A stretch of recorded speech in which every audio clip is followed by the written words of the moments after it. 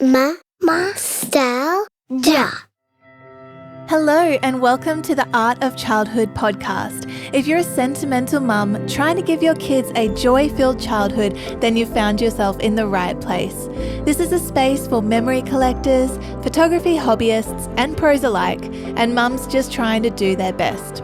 Here we will be talking about all things motherhood, as well as learning to create artful photos of our kids with our big girl cameras. So go ahead, get cozy and let's dive in. Hello, everybody. Welcome back to another episode of the Art of Childhood podcast. It's Courts here, and I'm really excited about the topic that we're going to be covering today. I strongly identify as a type B mum, and I'm not sure if I have any other type B'ers out there. I'm kind of living a little bit of a lie. I like to think that I'm a type A, but everyone around me will definitely confirm that I'm a type B. You know, sometimes my kids wear shoes to school drop-off and sometimes they don't. So I have been told before I probably would fit in a little bit better around Byron Bay, where it's normal to not wear shoes and to forget things and to just go a bit more with the flow. But here we are. But as I said, I am aspiring to more organisation in my life. And one of those big areas for me is around organising my photos, because we all know they are so important. And that's kind of partially why we're here, right? We're all avid memory keepers and memory hoarders. Sometimes my photos look a little bit like a hoarder's dream. But I think maybe we can aspire to some more organisation. Maybe you can aspire along with me. And so I wanted to bring on a guest today to help point us in that direction, give us some tips and some ideas to help us get organised. So let me introduce you to our very first international guest, which is pretty exciting, all the way from the land of the free and the home of the brave. We have Kiera, who is the founder of Frame of Life. She is a retired criminal defense attorney turned photographer and visual storyteller for brands and families. She's the host of Reframed by Frame of Life podcast, which is a series that focuses on building connection through storytelling, intentional memory keeping, and streamlined content organization for both life and biz, bridging the gap between motherhood and entrepreneurship and sharing the stories in between. She lives in Boston with her husband, 2 kids, and English cream golden retriever. Welcome, Kiera. Thank you so much, Courts. I'm so excited. Yes. I'm an international superstar now. You are. You've made it. You've crossed the airwaves all the way over to Australia. Welcome. And I'd love to hear a little bit more about this mystical thing called organising your photos. What on earth could that possibly look like? Because I have no idea. I love it so much how you just introduced me, starting off with the fact that you're a type B mom. I think I am a type A mom who wants to be a type B mom, so maybe we can rub off on each other. We can meet in the middle. Yeah, it'd be great. There's got to be a magical land in between here. Yes, I agree. Depends on the day sometimes, right? Totally. I mean, honestly, my photo organization obsession came about from having kids and taking a million bajillion photos every day and just drowning in them and not knowing how to find them when I needed to. And as they've gotten older, they go to school and the schools are always asking for history timelines. So they want to see your kids every year and they want to pull back memories really quickly. So it became really a thing that made me use my skills as a type A mom and a photographer to bring those two together and find some systems and strategies that work. And help the rest of us, right? Yes, I'm absolutely happy to help. Yes. Literally, my mother-in-law asked us what should be a very simple question. And she's like, can you guys just send through a photo of the whole family for a family Christmas card? And I was like, oh my gosh, can I? And as a professional photographer who does take a lot of photos of my kids, that's kind of what this whole podcast is about. It was a little bit embarrassing that took me about 2 weeks to get back to her. I'm like, my husband's like, can you get back to my mum? You're the one with the photos. You kind of do this for work. And I had to jump on and I hadn't edited the most recent one. So I did a little edit and I sent it. But I was like, oh my gosh, that really should not have been so hard to find a nice photo of all 4 of us. It was a little bit embarrassing. But yeah, so we all have that problem. maybe. I Or maybe mean, it's just that's a me. magic feat. No, that's not a photo organizing problem. That's just like having young kids. Yes, it's just yeah, and it's busiest time of the year for photographers as well. So look, she was like, I know you guys are busy. I'm like, we could do this though. Strap in, people. We've done this before. Every year, right? I shouldn't be surprised. And it always sneaks up on you, and especially the time of year when it's around the holidays and you're trying to pull together sentimental gifts and bringing all of your photos together. It really comes straight to your face about how disorganized you might have been, or gets you inspired to be more organized the next year. Yeah, totally. I agree with that. And I guess the other thing is like, well, yeah, we won't go too much into photo backing up today, I guess. We can kind of touch on it a little bit, but it is important that we have these systems in place to make sure, A, that we have easy access to the photos. That's where the organization part comes in. And then eventually it leads into being a lot easier to back up your photos when they're actually organized in the first place and where they're kind of needing to be. But a question I get asked a lot, because I will often hold little workshops for like mums groups and things like that around taking better photos of their kids. And without a doubt, every time I get asked, are there any like apps or programs that are recommended for organizing iPhone photos? Because we all do those every single day, right? And, you know, you take 20 of the same photo and then your storage gets full and then it kind of organizes it into years and chronologically, but it just feels like this big pile of digital photos. I don't know. Do you have any good advice for those people who wonder? One of the things I want to preface everything with is the fact that we will never, ever be able to organize all of our photos. We are taking, I saw a statistic, we're taking 4.7 billion photos daily across the world collectively, but still, we're taking so many pictures and we can't keep up physically with it. If we want to be present in the moment, you have to give up something. So I want to just start with saying that nobody's perfect. Nobody has it so that every photo is perfectly categorized and organized and slated exactly where it needs to be. So that is just something, even as a type A mom, that's not even possible. So get it off the table and let's talk some real strategies that actually work. That just made me actually physically feel like a weight lifted off my shoulders. So thank you for that, Kiera. I'm like, this is okay. We're all right. It really should. It really should. And I've spent so much time trying to make it better. I'm always like, how can we make this more efficient? And I've really come to the realization that right now technology is advancing faster than we can. And as moms with young kids, we don't have countless hours to sit there and go through our camera rolls and sort everything. And even our memory cards when we're taking real photos on our DSLRs or big cameras, like we don't have time to actually sit down and edit them when we take them right away. So totally. Getting some systems down, though, will really help ease that burden that we feel, that all of us moms feel when we're carrying it, that what if something happens in the meantime while I have 6 memory cards full of photos that are just dumped onto an external hard drive, or I just went on vacation and took 50,000 photos and now my memory card's full on my phone and I don't know what to do. So we do have some strategies and I like to keep it as simple as possible. So one of the ways I like to think of it is calling it the key method. So it's like a mnemonic and it goes after my name, Kiera.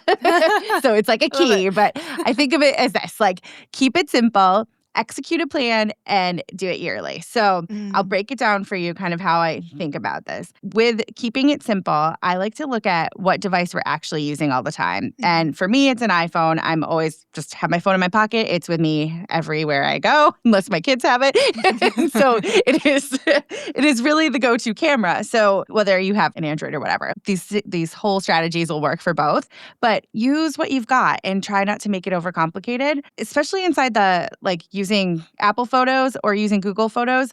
They do have pretty robust filing systems already happening inside of it, using AI and doing the facial recognition and putting things in together by location and date. So it's already starting to do some of the organizing for you. There's some ways we can make it easier by creating albums and getting in the habit of doing something that I call the daily delights. And that's my favorite part. So this is like a little bit of a tangent, but it's like really helpful. Yeah, so, please. So Daily Delights came about. I had major postpartum depression with my first child.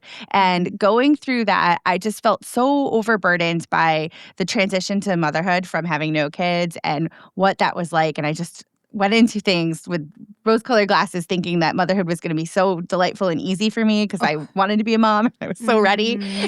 Yeah. And I took pictures of every moment, all the moments in between. It was like all the messy middle was photographed on my phone.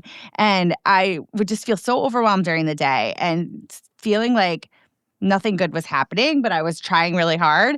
And at the end of the night, I would go back in my bed and I would go through my camera roll and I would start to see all these magic moments in that camera roll that in the time felt like mess and overwhelm and terrible. And as soon as I started going through and just highlighting the ones that were my favorites with the heart, like on a fast level, just going through my camera roll, selecting with the heart, favoriting whatever I loved, I would then zoom out and then bulk delete all the rest. And it would start to very quickly erase the overwhelm inside my camera roll of like all the duplicates and all blurry photos of the kids running around. But it then was leaving me with this camera roll of delight. And it was all just my favorite moments that happened throughout the day.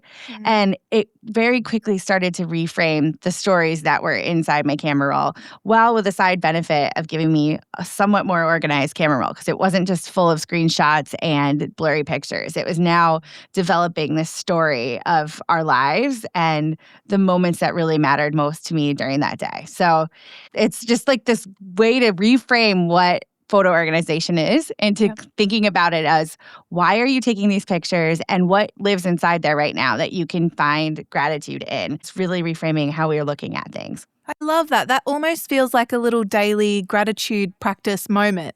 I know some people journal or whatever, but you can really just think about what the day meant to you and those beautiful moments that did happen. And it also, like, because you're using the little heart icon, it almost feels like a culling process. Like, I mean, obviously that's a fancy term that we would use more as professional photographers, where you go through all the photos from a shoot, for example, and you literally just pick your favorites. You know, out of 1,000 photos, you may pick 100. That's kind of my ratio there. And then, you just kind of get rid of the rest. And that seems like a really smart way to do it. I love it. Daily delights, did you say? It started as a daily delete. Like, I was like, delete all the bad ones. But then I was like, you know what? All that's left is a daily delight. I'm just seeing this playback of life. I'm not perfect. I love to say that I do this every night. But I found that when I like drop off of that practice, I'm a lot more overwhelmed. And then when I go back and I start it back up again, I get more intentional about the photos I'm taking, because I know what I'm taking photos of all the time. And I know what I'm liking, and I'm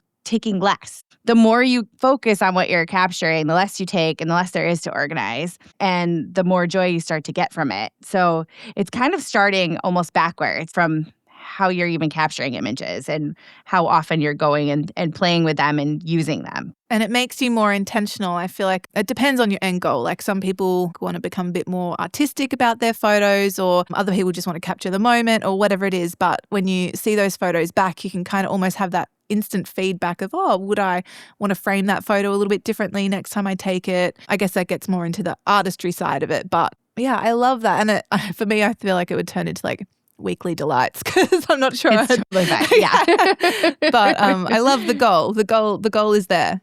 I know, and it seems to, honestly, that's what it ends up happening as, or it's like monthly delights. You're able to go back faster when you start getting in the habit of it. And to give you some strategies, because I know everybody does want the best app for it. I really just haven't found the best one yet. I test them all out because that's what I'm like, that's what I do. So I found some that will cull like ones together. Like, it'll like see that you took 15 in a scene and it'll lump them all together and it'll choose just the good ones. I think the app is actually called The Good Ones now. And it pulls them all together and it'll be like, this is the bunch. This is the best one. You can keep this one or delete it. And you can bulk do it. And it puts it into new albums on your phone so that they're not all gone forever, but it starts to sort of start organizing them for you.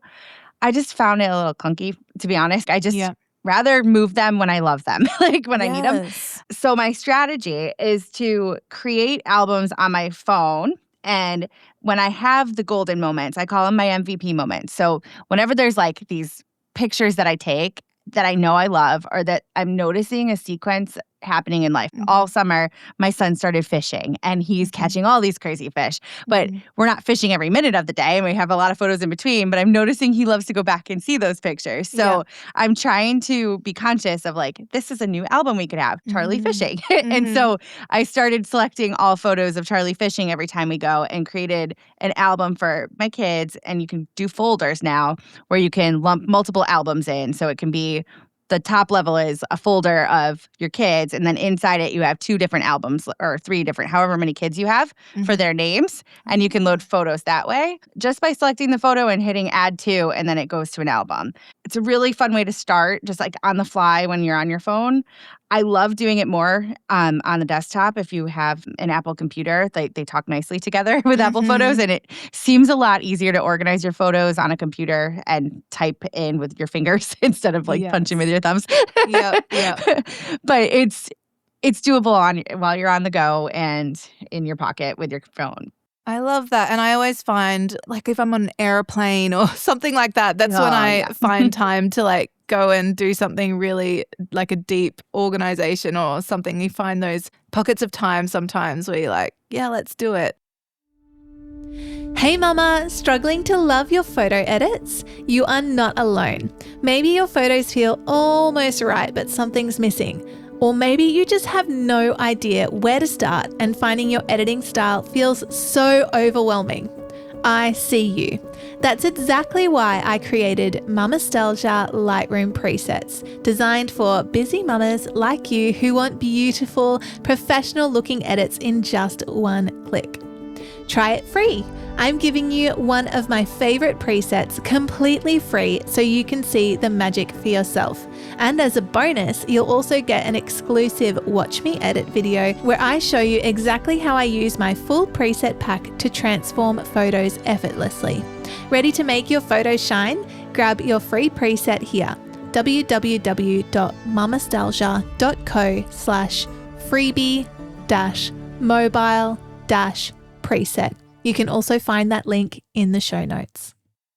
I guess for me, I'll be honest, I haven't done a lot with organizing my phone photos. I know they're backed up and they're good. There's a lot of screenshots on there and a lot of things that I'm like, oh gosh, I need to sort that out. So I love the love heart system that you've done. I think I'm going to give that a good crack. So for those of us, I guess, who do have fancy big girl cameras, the DSLRs and the mirrorless with the memory cards and everything that comes with it, I guess talking more about like personal photo memory keeping, because I am very precise with my client photos. Like I get home from a shoot, I know I'm a type B mum, but this is why I have serious systems in my business to like stop something bad from happening. I get home from a shoot, I load it straight onto my computer. It gets backed up automatically onto Backblaze and it's on my external hard drive, and I don't format or like use that memory card again until the gallery is delivered. So then it's on my gallery delivery software. And by this time, there's lots of backups and it's all fine and it's all smooth. But my family photos, I've tried to be kind of similar with that. I have my own process, I guess, at this point is I'll have very clearly labeled folders on my external hard drives, again, which are backed up to Backblaze, which is a great cloud software. Just for anyone who's listening and wondering what I do use, try and explain as I go. And from there, I'll have kind of 2 different types of family memories that I'll be doing. I might take my kids out for like, for example, I did a maternity shoot with them the other day where I set my camera up on the beach and we shot some photos together. And that was like a specific kind of event. Otherwise, I have like all the in-between moments. And for the like event ones, I'll usually want to edit them and organize them and have them kind of exported and ready to share on social media or whatever I want to do with them, print them out. So they get kind of edited through the year. And then my other system that I have is the everyday in-between moments. So I'll just call it like a folder with the raw 2025 moments. And then I go through at the end of the year, every year, and I will edit those and have those ones also nicely laid out, backed up and organized and all that kind of thing. So like I'm pretty organized with it. That's my general thing. But will you take some on your DSLR as well of your family, or is it mostly iPhone? No, I do take them on my DSLR too. So I have a goal every year to make a family calendar. So I want to have at least one photo a month of both of the kids. So I have that done. So I try to keep my DSLR out somewhere in the kitchen so I can grab it and go at any time. But I do have some ways that we can improve your strategy. Please. It sounds like it's great. Like a mentoring session. I love it. Yeah, I know. I was like, I love it. I'm so proud of you that you're set up with Backblaze. It makes my heart sing. Yes. And having a strategy where you're going and uploading the cards as you go. So my favorite way to keep track of my family photos throughout the years, I'll have one operating external hard drive that I keep my current photography clients on, and I have it under my business name, like a folder for that. And then I have personal photos, and then it's by year in there. So everything goes by year, and then I create new folders each time I upload the memory card out of my camera. So if I'm taking the everyday photos and it's during a week, say it's Halloween or something and we're running around doing Halloween activities, I don't usually come home and upload each night. I'll do it after the series, the holiday's done, and load that card in. And I'll make an album that's called the date. I start with the year, and then I do a period, then the month with a 2-digit month and a 2-digit day. And then I describe in that folder name what happened. So I'll say Halloween, pumpkin hunt, I don't know, whatever we're doing. And then pumpkin hunt. I don't think we're doing that often. I've never done that yet. We might try. I love it. But I'll throw down a descriptive term to describe what happened and who's in it. So these become search terms that you can search when you're looking for your photos. Yeah. And it also is just a quick way to be this is the bucket where those photos are. And so in that folder, I'll have a couple of other folders. So I'll start with an originals raws one where I'll just dump all the original raws and I'll leave them. And I have a tracker because I'm a type A mom. So I actually have this linked on my website. So if anybody else is a type A mom or wants to try, I have a Google sheet that I have created so that people can do this on their own. I use Asana to do this. And I'm also now going into Airtable because I like Airtable way better. It's way prettier. I've heard about and you can toggle the way the views are without changing anything. So that's really fun. What I do is I go and I just write down the same folder name. So 2025, the pumpkin hunt again. And I just say the status of where I am on it, that I've loaded the card or I've edited the pictures or needs to edit the pictures. I've exported and now they need to be backed up. So I can just keep track of where I am in the process.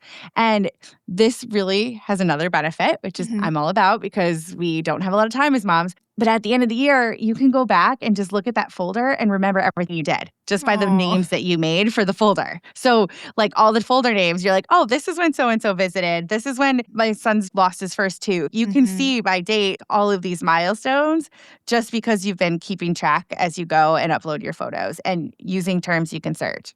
I love that. Oh my goodness. I have Monday.com and you should not see. My boards are a complete mess, but I'll leave maybe that one to the type A moms. But I love those tips. Thank you so much. I'm going to actually go back and listen to that a few times slowly so I can sink that into my brain, I think, and make it happen.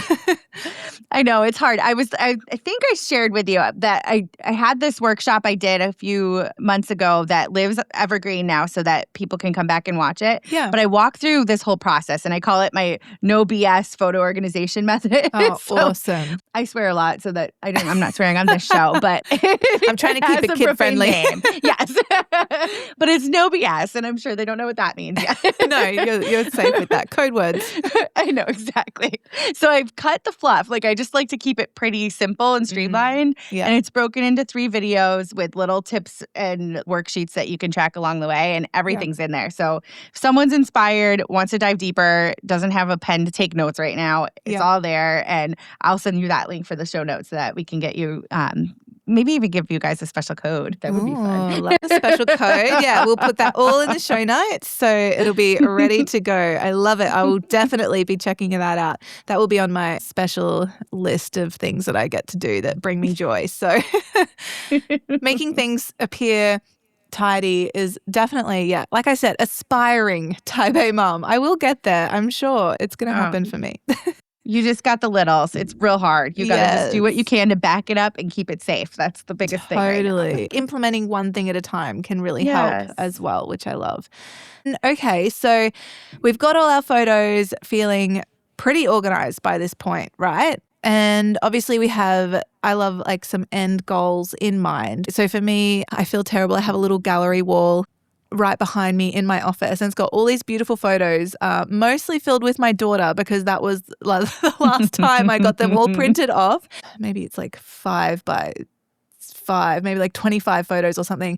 And what I was going to do, and I will still do it again, is print out more photos updated with my son and maybe my new baby by this point, I don't know, and take those photos out of the gallery wall and put them in a special little memory keeping box because they're just like an 8 by 8 inch prints. So I won't have to like throw them out. They'll just kind of be replaced over time, and I'll be left with a little stack of these favorite photos of mine in the memory keeping box. So that's one idea I have, and I love that you said a calendar. It's definitely a great goal to be able to use for photos and things. So what are your what have you seen people do with their photos? We have them on our phones, and that's all nice, and we have goals to like look through them, and making them organized is one big giant leap towards actually being able to go through and enjoy them on the screens. Do you have kind of any organization tips for printing your photos or how to bring them to life in a different way over time in collections, or what do you think there? I love that idea that you're thinking forward too, especially when you make gallery walls and you're like, well, now this is dated and it's grown and we want to change. But it means so much to have them on the wall. So I love the idea of repurposing it. There's a company out here in the States called Smallwood Homes that makes a box that's about 8 by 8 or 10 by 10. Oh, cool. I bought this box and I don't even know why I have it because I don't print out photos that size usually. But it opens up and you could put your pictures right in it and it would be so cute. Okay, I'm going to look for that, and maybe I'll put that in the show notes as well. Who knows? Yeah. I'll see what I can find. And I have to send you mine because I don't know what to do with it. Like, I'll take it. I was thinking I would put art or something in it, and I'm like, well, no, the art's also big, but not 8 by 8. Yes, it's a random size. It just kind of happens from I wanted to put so many photos up behind me, so it's like nice and small, but So another one of my favorite things to do is use the photos for the kids. So if you can get creative of new ways to use your photos. One of the companies I've worked with out here too is called Pinhole Press, and they make these adorable board books that you can put your kid's face in scenes. So like it'll be learn your shapes and their face is in a color shape, or it's in an animal's body but their face. And they have like alphabet ones, so you can learn the alphabet and you can change the words by whatever the picture is and change the pictures. I made books that were alphabet A to Z for each kid, and they would be with their brother or sister in the picture, and like they just interacted with it so much more, seeing the letter with their face and pairing it with the word. It was a really cute way to use your pictures in a fun way, like if your apple picking is for A, or just like I don't know, there's ways to get funny. I did like zipper for jacket because that was hard. Like finding it, I'm like, you're not a zebra. Or if we did see a zebra. It's hard. But they love those books, and they're like were something you could toss in the diaper bag and run around with. And I love just like making like a yearbook for them when they're little and keeping it simple, because I think almost every one of us probably has this goal to have a family yearbook. Like a beautiful one of all of the pictures. I very much want them. But when you make it simpler and you do it as like a small book that the kids could have and just do 12 pictures and reuse the pictures you did for your calendar and make it into a book. There's ways to just make it simpler and still have that same mission of getting tangible pictures in front of your kids and in a fun way to use them and interact with them. I love that. It's so cute to watch kids interacting with photos, and it kind of changes as they grow up. It's interesting to watch. My son, I remember he would be learning family members because we have family overseas in America, and he would be learning who they are through the photos. So it's beautiful to have them, and I wouldn't just go and do it through my phone, but if you have them printed out, he might go and have a look himself. It was beautiful watching him learning names of the different family members through photos, and just the way that they engage with photos. And I remember when I was young, like I loved my photo books. And that was back in the day where you'd have, the loose photos that would slot into the little plastic slider things, which you can probably still get. And to be honest, would be very fun for them to like organizing their own little photo albums. But I just remember, maybe it's why I'm a photographer today, but I was just so enamored by these photos. And my daughter now has finished prep at school, and it makes me think it'd be lovely to have some photos printed out from their online blog that they take all these photos of the kids, but to have her be able to like remember these beautiful moments that she's had throughout the year. And I guess historically I think of these photos books as these beautiful works of art, and that's just how my brain works. But I'm like, don't let the kids touch them. I know. It's like you wear gloves when we touch this one. But yeah, incorporating them into those child-friendly ways I think is really special as well. I love that. One of my favorite things that I've done is every year I print out ornaments with photos from the year. And my go-to one is our family Halloween costume, because we always do something ridiculous. And it's fun to have memories all over our tree now. They're just printed on ornaments. I don't have to put them in ornaments. I just send that off when I get my holiday card. And it's a great way to reuse. Even if it's your holiday card photo, start printing them and putting them out in your house and using them so that it has more meaning to you. Totally. And it's actually a really funny thing about Australia is we don't do that kind of thing as much. We don't really do holiday cards. Oh, did you know that's that? nice. Yeah. No, but you're welcome. Like, that's amazing. I'm so stressed out right now.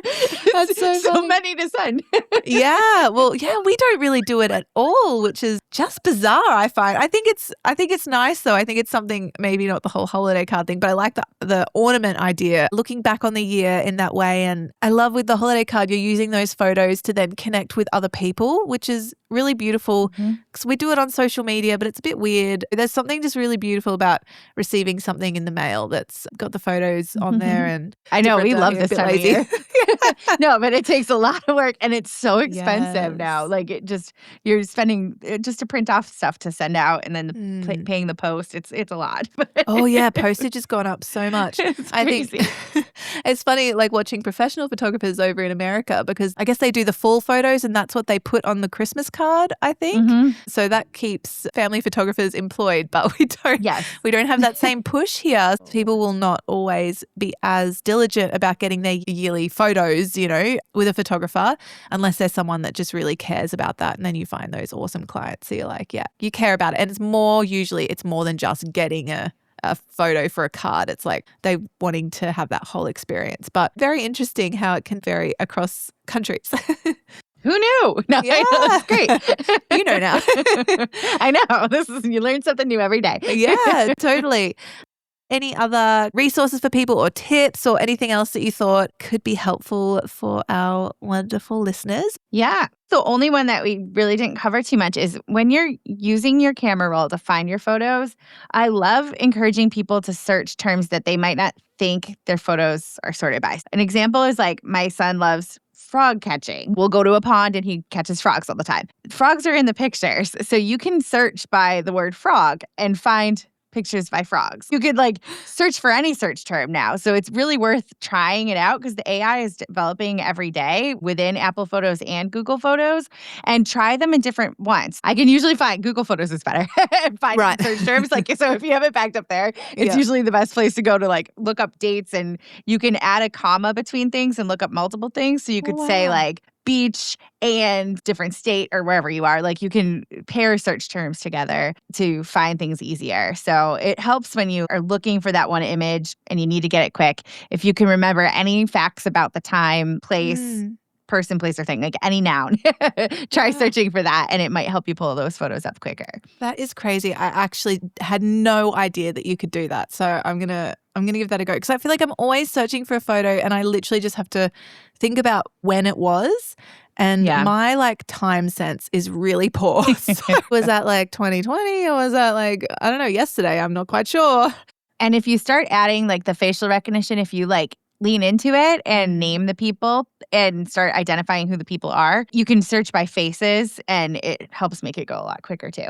Well, thank you so much. I think we've covered a lot there, and I won't want to overwhelm anyone, because sometimes taking a few little steps can be helpful. And we'll make sure people have your No BS photo organizing workshop as well at their fingertips. So if they want to dive into this with a little bit more guidance, that would be a really good option. We'll have some more little fun things in the show notes as well, where you can link up with Kiera, take a listen to her podcast, and find out everything that there is to know. I know you cover a whole lot more than just photo organizing on your podcast. Yeah, so right now I've been doing a series talking with female business owners and talking about their journey into entrepreneurship and their juggling of motherhood and entrepreneurship and what that looks like and strategies that we can use to connect each other closer in our businesses. So anybody who has a small business and wants some inspiration about ways to grow, this is a great way to jump into that series. And all along the way, I'm always talking about memory keeping and different ways we can document our journeys and find photos and fun ways to connect all along the way. So Kiera, if our listeners want to connect with you a little bit more, how can we find you? Oh, I would love to connect with you listeners. I'm so grateful to be on here today. I am always on Instagram. I'm at Frame of Life Project on Instagram. You can shoot me a DM. I'd love to chat with you and learn about where you are in this process. And you can find me at frameoflife.co online. And my podcast is Frame of Life Podcast, and it's everywhere podcasts are found. So find me there. We will do that. Awesome. Thank you so much, Kiera. We'll see you on the Instagrams. Thanks for listening to another episode of the Art of Childhood podcast.